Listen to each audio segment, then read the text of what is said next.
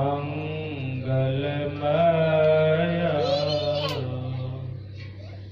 मंगलकरण बिनवारंवार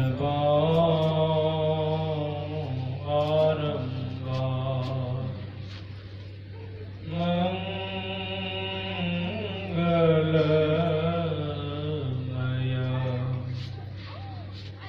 मंगलकरण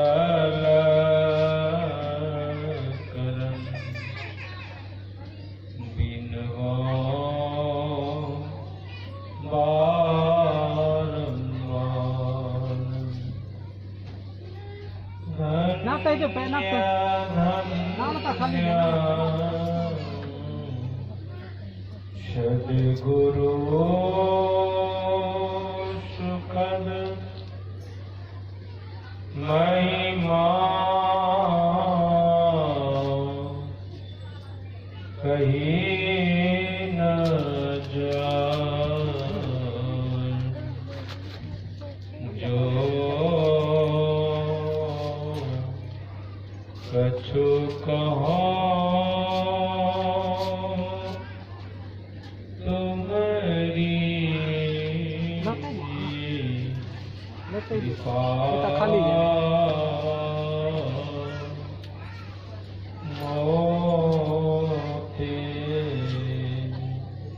मोते कछु न बचाओ। पूरी प्रेम से श्री सद्गुरु महाराज की जय, श्री सद्गुरु महाराज की जय। आदरणीय सत्संग प्रेमी धर्मात्माओं, माताओं तथा भक्तिमती बहन, हम लोग यहाँ पर गोवा में सत्संग करने के लिए कहाँ आए हैं? कौन? शंभू सामू पहान राव के नवनिर्मित घर पर हम लोग यहाँ आए। क्या करने के लिए?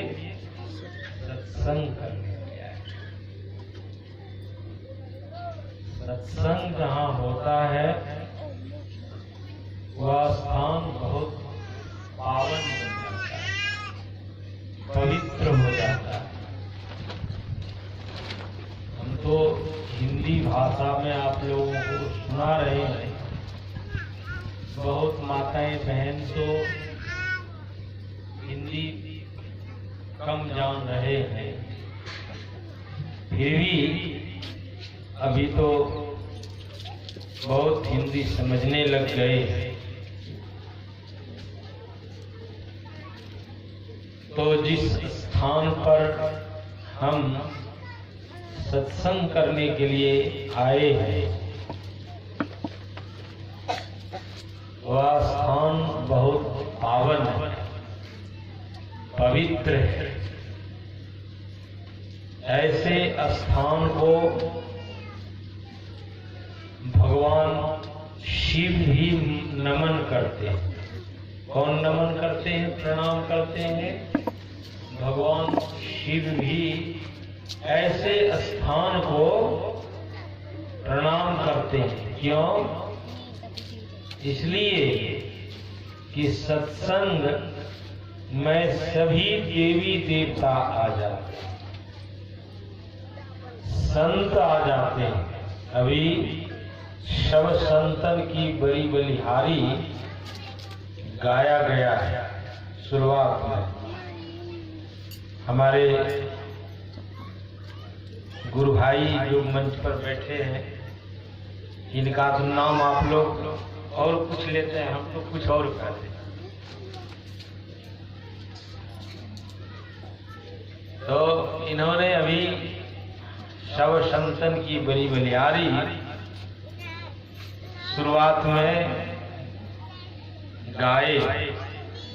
यानी सारे संतों को आवाहन किए, बुलाए। तो जहाँ सत्संग होता है वह स्थान कितना पवित्र हो जाता है। शंभू बाबू पाहन ने जो यह सत्संग का आयोजन किया है,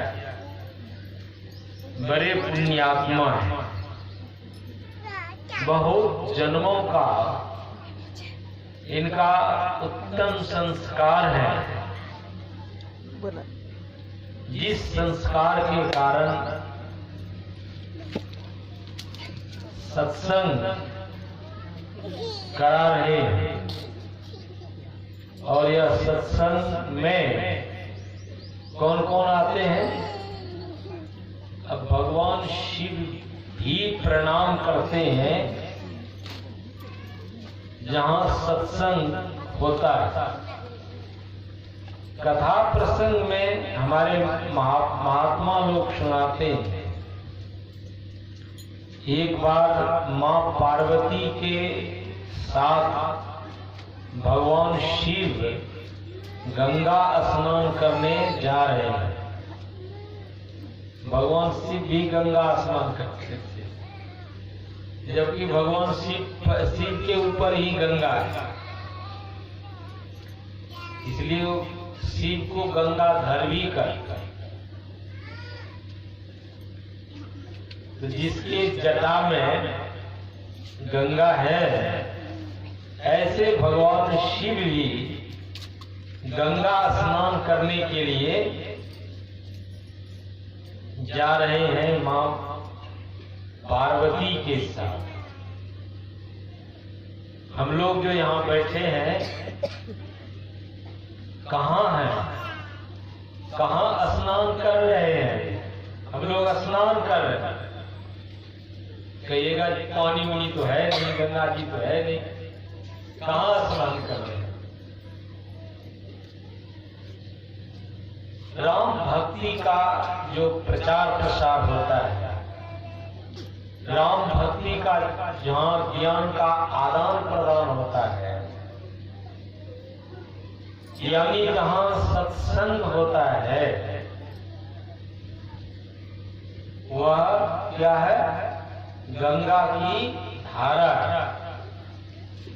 राम भगति जहाँ सुरसरी धारा, जो गोमुख से गंगा सागर तक गंगा आई है, उस गंगा की लोग बहुत बहुत महिमा सुनाते हैं।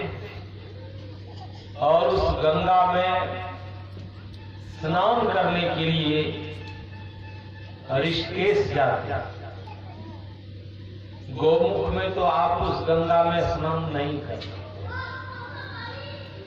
इतना वहां जहां से गंगा निकली है, इतना वहां वह ठंडा है कि उंगली देने से लगेगा कि उंगली गल जाएगा। वहां से गंगा बहती बहती ऋषिकेश आती है। बहुत सारे तीर्थों को होते हुए गंगा ऋषिकेश आती है। वहां भी लोग गंगा में स्नान करते हैं। कहां कहां से लोग आते हैं गंगा स्नान करने के लिए। दूरदेश से गंगा स्नान करने के लिए आते हैं। अभी तो हरिद्वार में महाकुंभ है और स्नान की बड़ी प्रधानता है। स्नान का, गंगा स्नान की बड़ी प्रधानता है। गंगा स्नान के लिए महात्मा लोग टोली बना करके, समय निर्धारित है उसका, गंगा स्नान करने के लिए हरिद्वार में जो महाकुंभ है, लाखों की भीड़ होती है। अभी तो सरकार थोड़ा मेले के लिए जितना होना चाहिए वैसा नहीं कर पा रहे, क्योंकि ये कोरोना का जो बीमारी है ना, इस कारण हमारी सरकार थोड़ा सा ढील दिए हुआ। इस महाकुंभ में इतनी भीड़ हो जाती है, इतनी भीड़ हो जाती है, लेकिन अब की बार थोड़ा सा ढील है, लोग कम जा रहे हैं। इसलिए वहाँ महाकुंभ है, स्नान करने की, गंगा स्नान करने की प्रधानता है। तो मेरे कहने का आशय है कि अभी जो आप लोग बैठे हैं, स्नान कर रहे हैं। हाँ, कौन किसमें स्नान कर रहे हैं? गंगा में स्नान कर रहे हैं। यह जो सत्संग है, राम कथा रूपी जो सत्संग है, यह सुरसरी की धारा है, गंगा की धारा है। और यह जो सुरसरी की धारा सत्संग है, ये आज से नहीं है। जब से सृष्टि है तब से यह गंगा की धारा है। जब से सृष्टि है तब से यह गंगा की धारा है। इस गंगा के धारा में जो स्नान करते हैं, इस गंगा की धारा में जो स्नान करते हैं,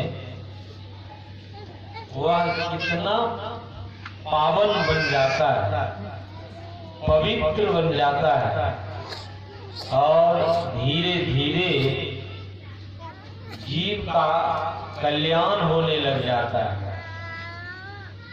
जीव पीव में मिलने लग जाता है। कौन गंगा के स्नान में? ये जो सत्संग रूपी गंगा है, यह ऐसा उत्तम है। ऐसे स्थान जहाँ सत्संग होता है, ऐसे स्थान कितना पवित्र होता है। भगवान शिव भी ऐसे स्थान के मिट्टी को अपने ललाट में लगाते हैं। प्रसंग इस तरह का है कि मां पार्वती के साथ भगवान शिव गंगा स्नान करने जा रहे थे। उस गंगा के स्नान करके, वो गंगा कौन थी?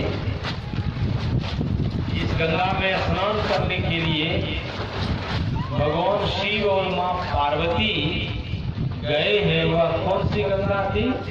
वह जड़ गंगा थी, जो भगवान शिव की जटा से निकली।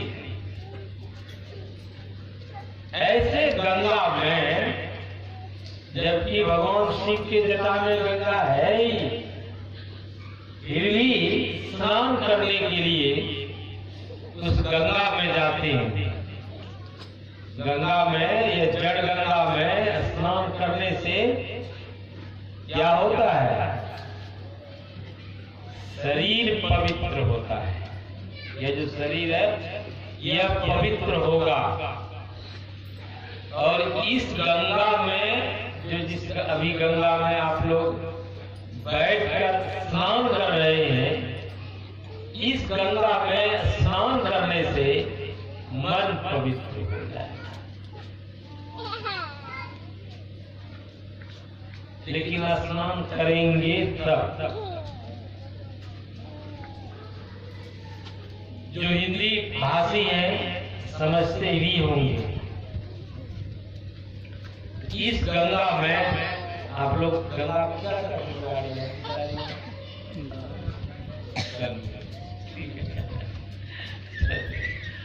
इस गंगा में, सत्संग रूपी गंगा में जो आप स्नान कर रहे हैं, इस गंगा में स्नान करने से आपका मन पवित्र हो जाए। मन पवित्र कैसे होता है? अभी आप लोग इस गंगा में स्नान कर रहे हैं, कैसे मन पवित्र होगा? अभी आप सुन रहे थे, हमारे फतेहचंद बाबू हमारे गुरु भाई हैं, इससे भी आप सुन रहे थे। इस सत्संग में आने से मन कैसे पवित्र होता है? झूठ, चोरी, नशा और हिंसा, व्यभिचार,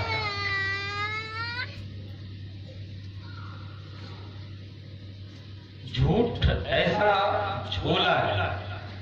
पर अच्छा एक संतों ने कहा, सांचे को सांचा मिले, सांचे को सांचा मिले, अधिकार जुड़े स्नेह। सांचा किसको कहते हैं? जो सत्य से रहते हैं, जो सत्य में रहते हैं।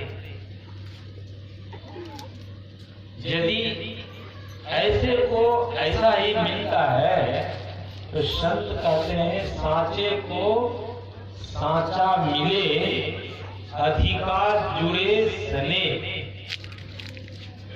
अभी शांबू पाहन बाबू अपने तीनों भाई के घर पर अभी हम लोग गए। भाई में कितना प्रेम, कितना प्यार है। क्यों है? सत्संग के विचारों से जुड़े हुए। जो सत्संग के विचारों से जुड़ जाते हैं, भाई भाई में कितना स्नेह हो जाता है, कितना प्रेम हो जाता है। भाई को हृदय के टुकड़ा मानता है। भाई में इस तरह का प्रेम हो जाए, जैसा आज देख रहे हैं शांबू पाहन बाबू, ये सब भाई में हमको तीन भाई हैं, तीनों भाई के घर में ले। ये आदर्श का द्योतक प्रेम का प्रतीक है। भाई में इतना ही प्रेम होना चाहिए। यह प्रेम का ज्ञान कहाँ मिलता है? सत्संग में मन पवित्र होता है। सत्संग में मन इतना पवित्र होता है, और जब मन पवित्र होता है तो सभी को अपने जैसा समझता है। सभी मेरा ही है, सभी मेरा ही है। सभी से गले मिलने का, गले से गले मिल जाने का उनका ख्याल रखता है। सबसे प्रेम करता है, सबसे स्नेह करता है। छोटे छोटे बच्चे को प्यार से, प्रेम से देखता है। यह ज्ञान कहाँ होता है? कहाँ स्नान करने से? गंगा में स्नान करने से। कौन गंगा में स्नान करेंगे? ये सत्संग रूपी गंगा में जब आप स्नान करेंगे तो आपका ऐसा मन पवित्र हो जाए। मर्यादा पुरुषोत्तम भगवान श्री राम को याद कीजिए। मर्यादा पुरुषोत्तम भगवान श्री राम कितने भाई? कौन कहेंगे कितने भाई थे मर्यादा पुरुषोत्तम भगवान श्री राम? 4 भाई। क्या क्या नाम था? राम, भरत, लक्ष्मण और शत्रुघ्न। ये चारों भाई में कितना प्यार था, कितना प्रेम था, कहां सीखा था ऐसा प्यार और प्रेम से रहने के लिए? कहां सीखा? गुरु वशिष्ठ के पास में जाकर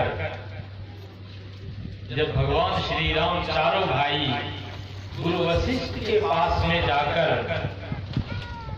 सत्संग करते थे, गुरु वशिष्ठ के चरणों में रहते थे, गुरुकुल बन के था, और वहां भगवान श्री राम चारों भाई और भी बहुत पढ़ने वाले छात्र थे। भगवान श्री राम की कैसी शिक्षा मिली थी गुरु वशिष्ठ से?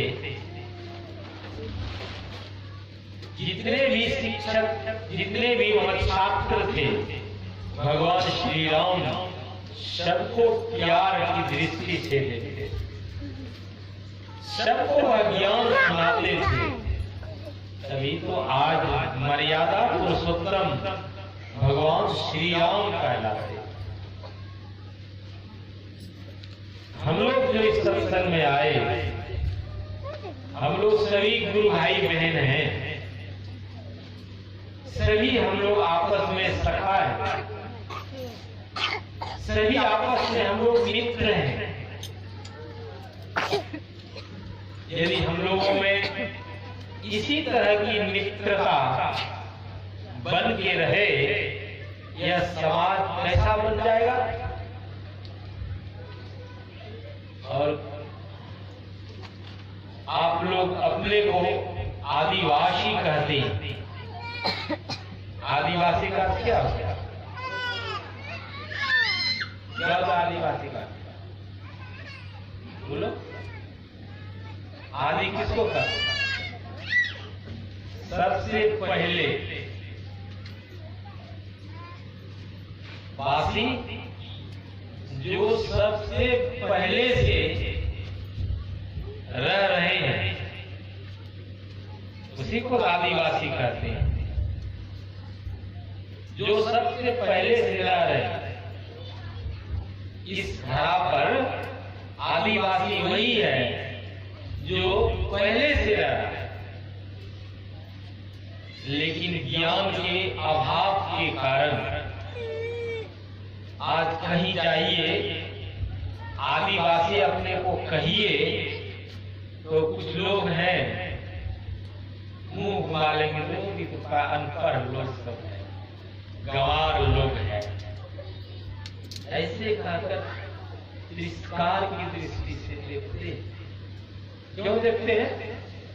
कि हम लोगों का ज्ञान का बहुत अभाव है, ज्ञान का बहुत अभाव है। पढ़ लिख लिया है, आदिवासी में बच्चे सब पढ़े हैं, बहुत पढ़ लिख लिखे, लेकिन जिससे ज्ञान बढ़ेगा, सदाचार जीवन से ज्ञान परिपक्व होता है। जिसके जीवन में सदाचार का जीवन नहीं होता है, खूब पढ़ लिया है, चाहे वह पुरुष हो, नारी हो, छात्र हो,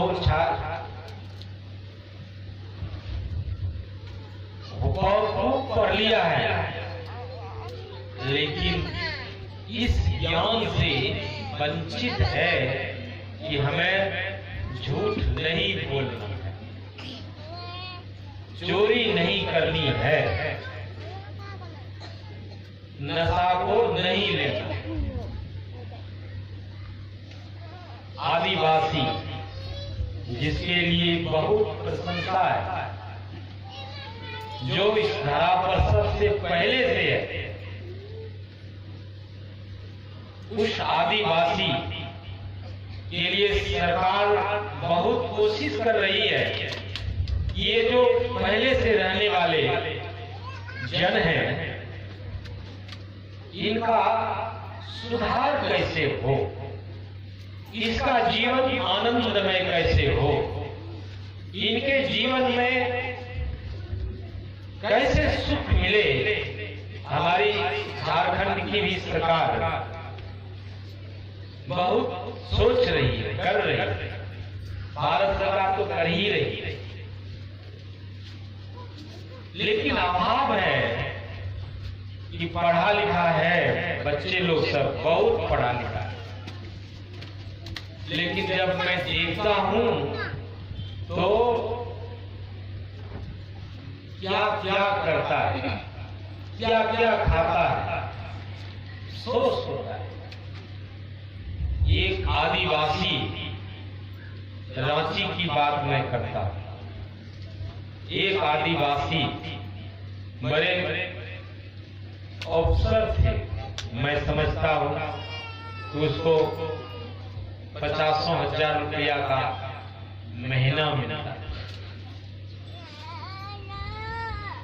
एक दिन उसको क्या देखता हूं, हमारे चुटिया आश्रम के पास में एक नाला था, तो बहुत साफ हो गया। चुटिया आश्रम के पास में एक नाला था, लोग उसमें पखाना भी करते थे, पेशाब भी करते थे। गंदी नाले उसमें बह रहा था, इतना बदबू था वहां पर। मैंने आश्रम से निकला घूमने के लिए, वह बहुत सुंदर कपड़े पहने हुए, वही नाले के पास में पड़ा हुआ है। क्या हो रहा है, मुंह से निकल रहा है, क्या निकल रहा है, शराब पी लिया था, मुंह से निकल रहा है, बेहोश पड़ा है। कुत्ता घूम रहा है, वस्त्र भूषण बहुत दिव्य है। मैंने किसी से पूछा कि किसी जन से पूछा कि ये कौन है? बोले महाराज ये अफसर है। कौन प्रजाति के? बोले ये बाबा ये आदिवासी है। बोले अफसर है, आदिवासी है, इतने पैसे कमाते हैं, शराब पीते हैं, उसका परिणाम क्या होता है? जो शराब पीने वाले हैं उसको पता है। जब शराब पी लेता है वह, तो हमारी कौन माँ है, पिता है, पत्नी है, बेटी है, बेटा है, सब भूल जाए। डंडे की लाठी का इस्तेमाल करने लग जाए। मुझे बहुत अफसोस हुआ कि इतने पढ़े लिखे लोग इतने पैसे कमाते हैं, ये तो देश के समाज के एक कर्णधार बनना चाहिए। समाज को उठाने के लिए, समाज को उठाने के लिए, समाज को ज्ञान देने के लिए इतना बड़ा इनको पद मिला। यदि वह शराब में खर्च नहीं करके, यदि वह आदिवासी जन जो सज्जन कहलाते, यदि वह सज्जन कहलाने का योग्य बना लेते, आज उसका नाम इस तरह से नहीं कहा जाता। कहते कि बहुत अच्छे सज्जन आदिवासियों में ऐसे पढ़े लिखे लोग कम से कम अपने स्वजाति को कितना आगे बढ़ाया। अभाव है, यही अभाव को दूर करने के लिए सत्संग होता है।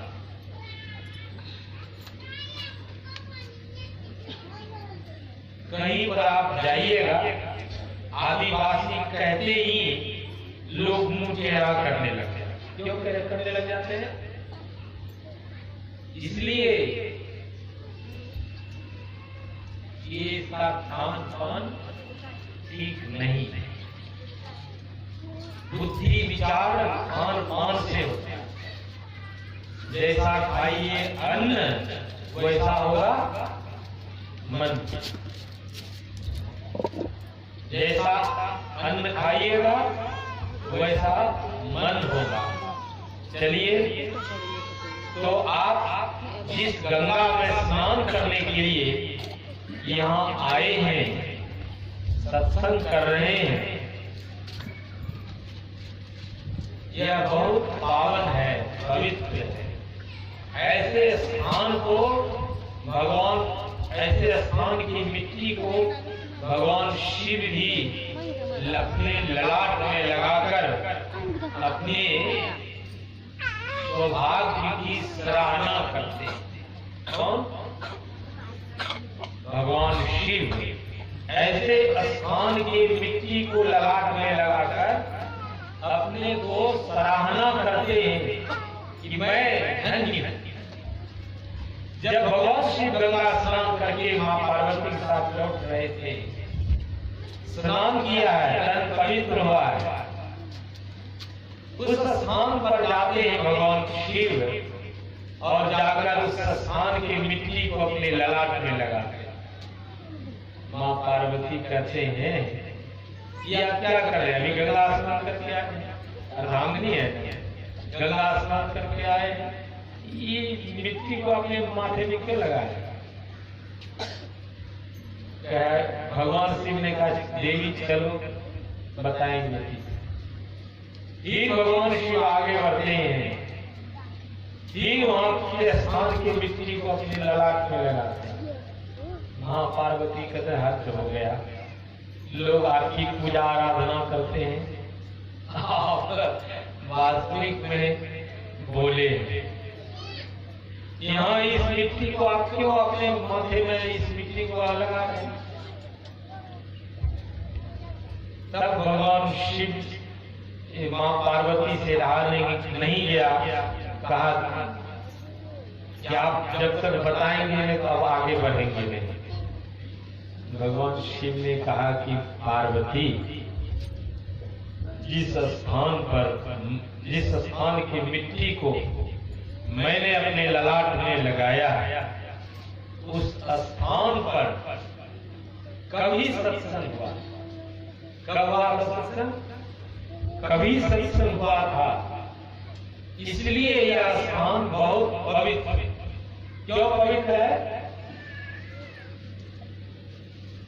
अभी शंभू पाहन बाबू जो सत्संग करा रहे हैं, सारे देवी देवता संत भी सूक्ष्म रूप से यहाँ उनका पदार्पण है। ये मैं झूठ नहीं, शास्त्रों की बात में।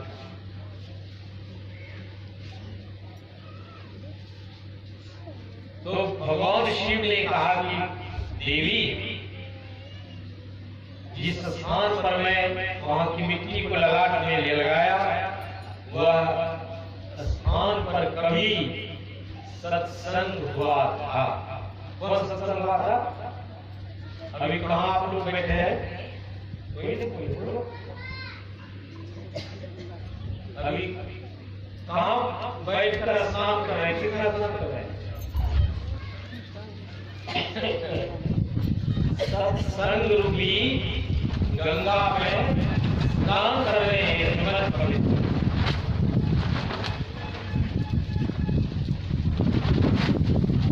तो भगवान शिव ने कहा कि यहाँ पर बहुत पहले यह स्थान पवित्र है। मैं भी स्थान की मिट्टी को अपने माथे में लगाकर अपने वो सौभाग्य की सराहना करूं। फिर भगवान शिव ने कहा, देवी, यहाँ सत्संग होने वाला है, यहाँ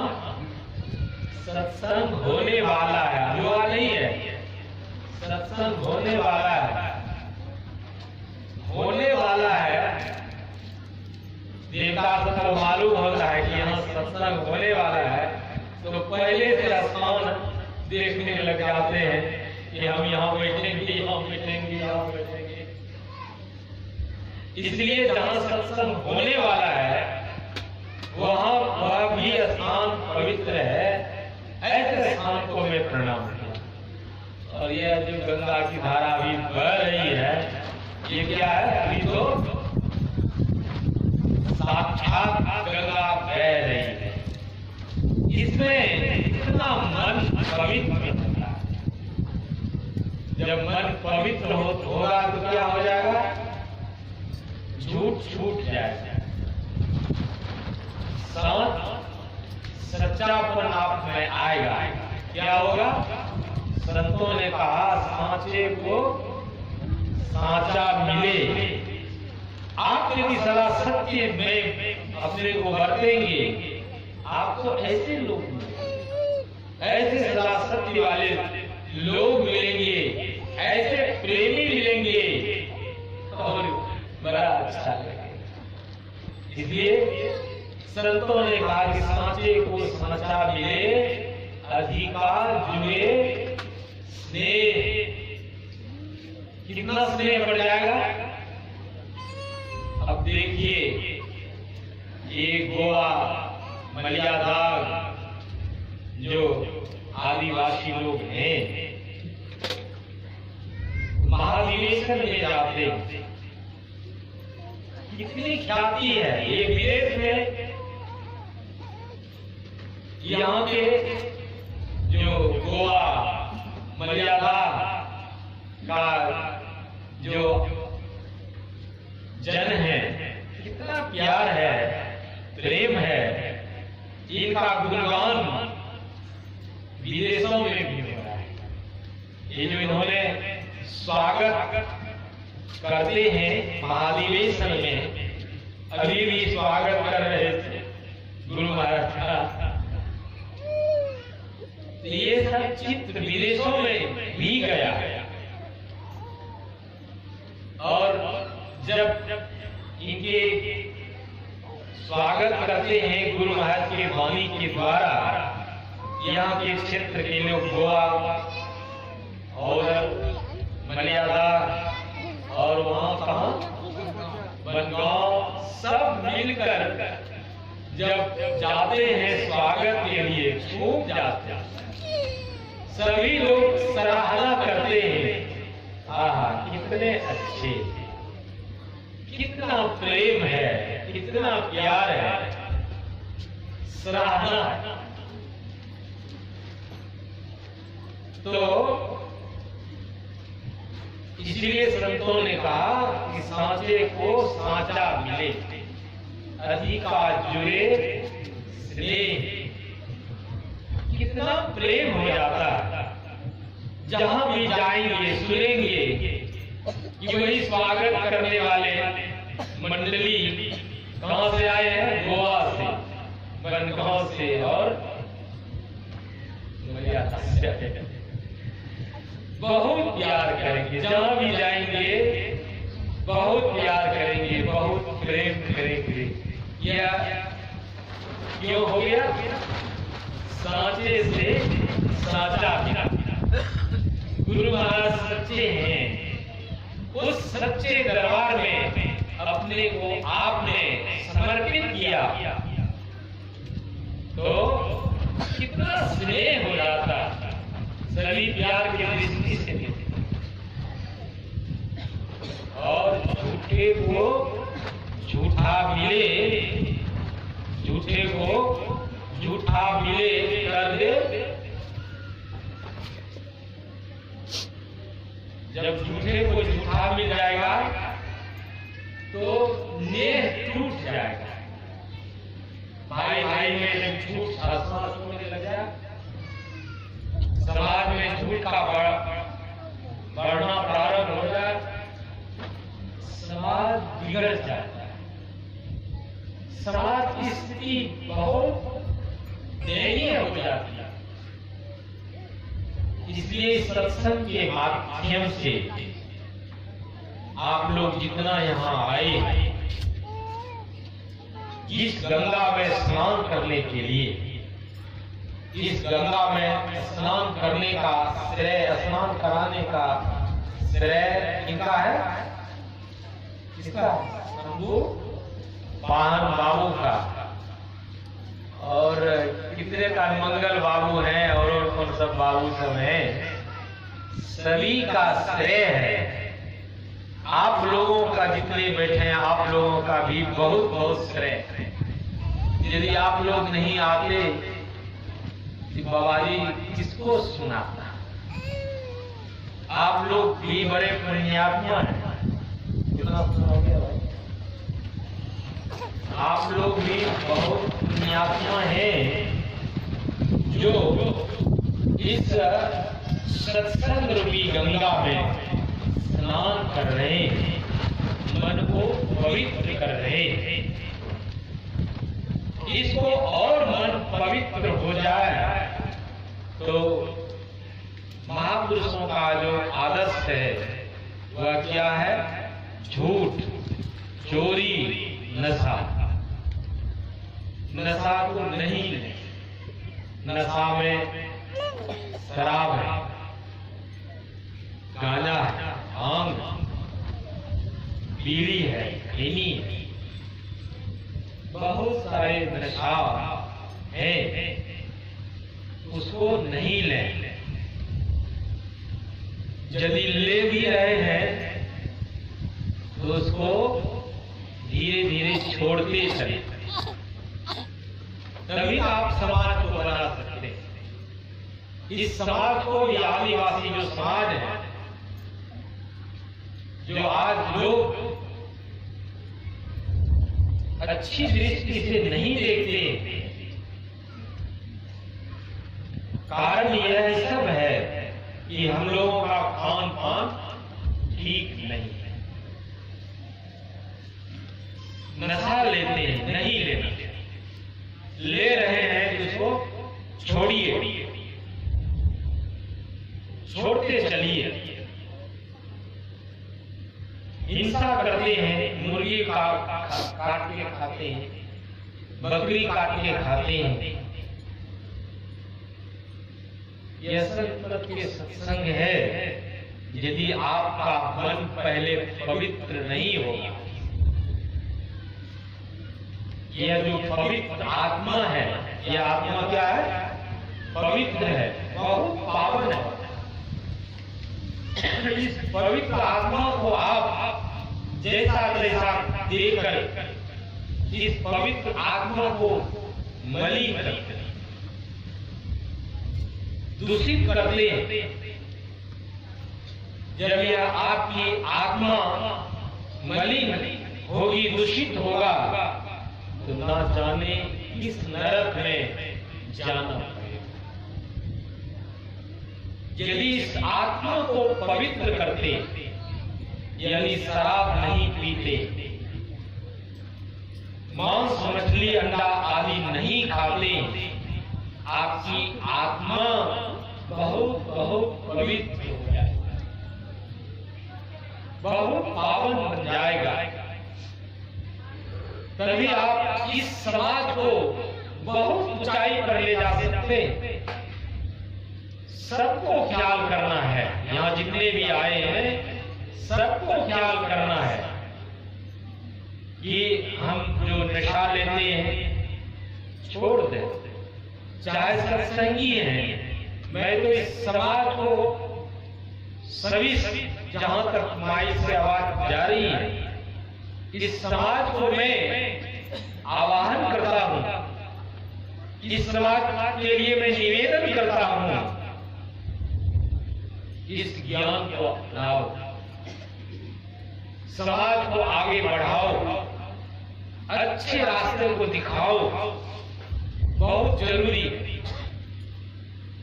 धीरे धीरे नहीं छूटता है, छोड़ देने में कोई हर्ज नहीं, बहुत आपके जीवन में आनंद मिलेगा। धीरे धीरे छोड़ने का प्रयत्न। हिंसा में जो हम बकरी मारते हैं, मुर्गा मार खाते हैं, ये सब हिंसा में होता है। एक बार भगवान महावीर के पास में हिंसा करने वाले पहुंचा, क्योंकि भगवान महावीर अहिंसा के पुजारी जितने भी हैं, जितने भी आप देख रहे हैं, आप भगवान बिरसा मुंडा को देखते हैं, जानते हैं भगवान बिरसा मुंडा की आज जय जयकार होती है इस समाज में। क्यों? इसलिए उनका जीवन बहुत सदाचार में, उनका जीवन कैसा था? बहुत सदाचार जीवन था। देश के लिए, समाज के लिए कटिबद्ध रहते थे, समाज के लिए, देश के लिए। आज भगवान बिरसा मुंडा के जो हमारे क्षेत्र के थे, इस समाज के थे, जो इतना बड़ा उनका आदर्श है, वह क्या आदर्श है? यही आदर्श है कि सत्संग में आओ, सत्संग के विचारों को सुनो और इससे मन बहुत पावन बन जाएगा, पवित्र बनेगा। तो भगवान महावीर के पास में ऐसे हिंसा करने वाले एक जन पहुंचा, भगवान महावीर से कहा, मुझे दीक्षा दीजिए, मुझे शिक्षा दीजिए, मैं भगवत भजन करूंगा। भगवान महावीर ने कहा, क्या करते? बोले, महाराज मैं पशु पक्षियों को मारता, जो हमें हिंसक करते, मुझे हिंसक करते।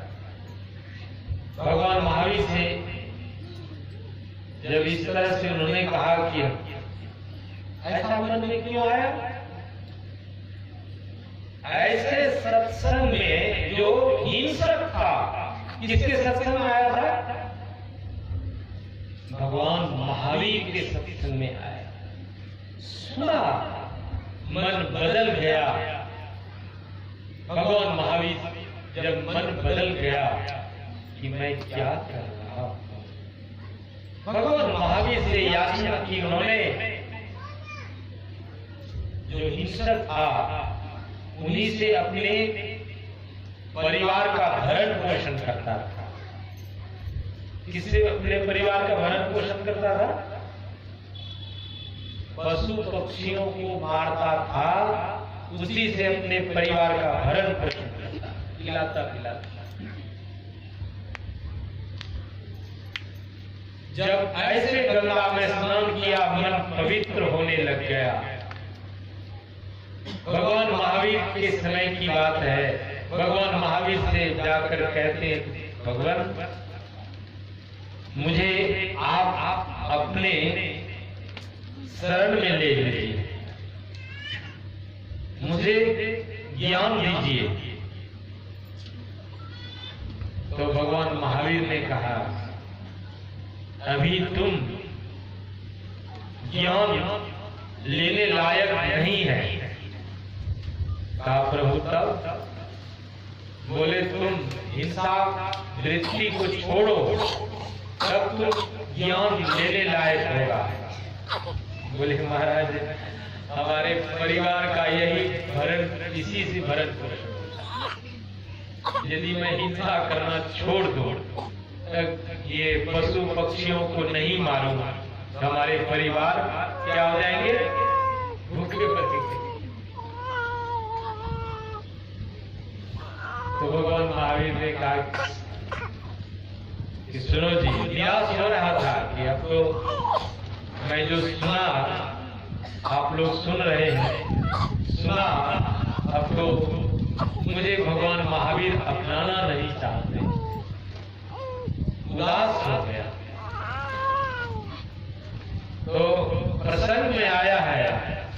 कि उन जन को, किन जन को जब ऐसे सत्संग में आकर भगवान महावीर के ज्ञान को सुनकर मन बदल गया, लेकिन पारिवारिक जीवन को बनाए रखने के लिए गिड़गिड़ाया भगवान महावीर से कि मैं यदि इसको छोड़ देता हूं तो मेरे परिवार का भरण पोषण कैसे।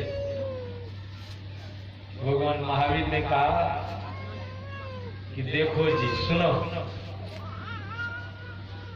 तुम बहुत सारे पक्षियों को मारते हो, एक पक्षी को मारना छोड़ दो। एक पक्षी को तुम मनोनीत कर लो कि इस पक्षी को सामने आएगा तो मैं नहीं मारेगा। बोले ऐसा तो हो सकता है। बोले ठीक है, ऐसा छोड़ो, छोड़ने का प्रयत्न करो। बोले महाराज, कौवा जब मेरे सामने आएगा, कौवा आपको क्या है? क्या करते हैं महाराज कौवा को?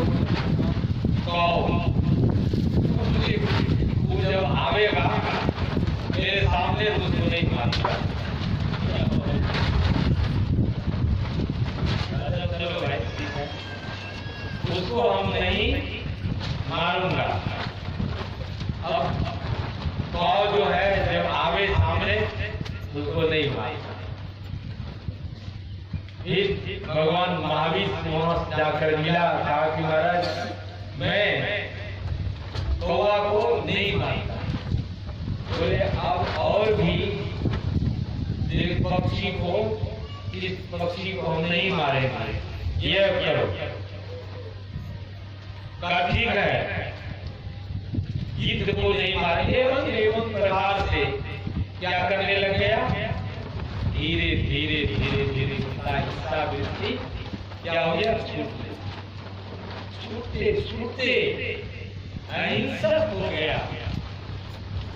और जब अहिंसक हो गया, भगवान महावीर के सत्संग में उसका पैठ हो गया, भगवान महावीर के सत्संग में आने जाने लग गया और इतना महान बन गया, इतना महान बन गया। आज ऐसे जन की प्रशंसा हर जगह, हर जगह ऐसे सज्जन का नाम लिया जाता।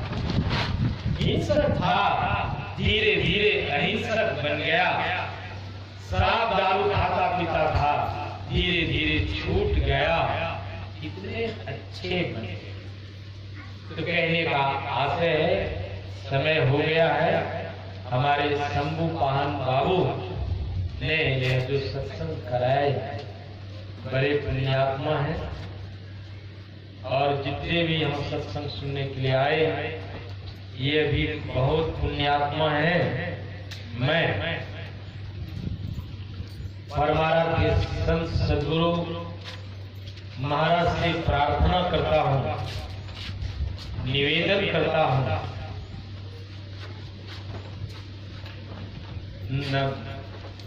आप लोग मुल्लारी भाषा में क्या कहते हैं?